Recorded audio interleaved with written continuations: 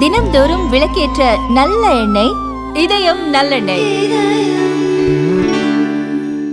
தொழில்நுட்பத் துறையில் உலக நாடுகளுக்கு இணையாக இந்தியா அசுர வளர்ச்சியை நோக்கி பயணித்துக் கொண்டிருப்பதாகவும் இந்தியா செமிகண்டக்டர் உற்பத்தி துறையில் பிரம்மாண்ட வெற்றி பெற்றுள்ளதாகவும் மத்திய மின்னணு மற்றும் தகவல் தொழில்நுட்பத்துறை அமைச்சர் அஸ்வினி வைஷ்ணவ் பெருமிதம் தெரிவித்துள்ளார்.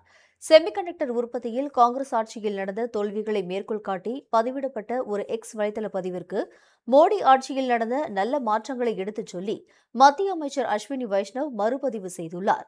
2005ஆம் ஆண்டில் முன்னணி சிப் தயாரிப்பு நிறுவனமான AMD கிழக்கு ஆசிய நாடுகளுக்கு பதிலாக இந்தியாவை தனது சிப் தயாரிப்பு மையமாக மாற்ற திட்டமிட்டதாகவும் இதற்காக $3 பில்லியன் முதலீட்டில் தொழிற்சாலை அமைக்க அந்த நிறுவனம் முயன்றதாகவும் சுட்டிக்காட்டிய அந்த எக்ஸ் தள பதிவாளர், அந்த ஆலைக்கான இயந்திரங்கள் இந்தியா வந்தடைந்தபோது அப்போதைய காங்கிரஸ் ஆட்சியில் அவை சுங்கத்துறையினரால் அனுமதி மறுக்கப்பட்டு தேக்கமடைந்ததால் AMD நிறுவனம் அந்த முதலீட்டு திட்டத்தையே முழுமையாக கைவிட்டு திரும்பியதாக குற்றம் சாட்டியிருந்தார்.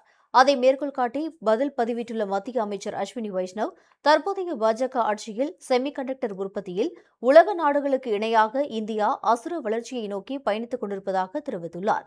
கடந்த 2022ஆம் ஆண்டு தொடங்கப்பட்ட செமிகான் இந்தியா முந்தைய கால அனுபவங்கள் மற்றும் தெளிவான கொள்கை அமலாக்கங்கள் மூலம் தற்போது மிகப்பெரிய வெற்றியை அடைந்துள்ளதாக தெரிவித்த அவர், நடப்பு ஆண்டில் சுமார் $20 பில்லியன் அதாவது இந்திய மதிப்பில் சுமார் 1.6 லட்சம் கோடி ரூபாய் முதலீட்டில் 12 செமிகண்டக்டர் ஆலைகள் இந்தியாவில் உருவாக்கப்பட்டு வருவதாகவும் தெரிவித்துள்ளார்.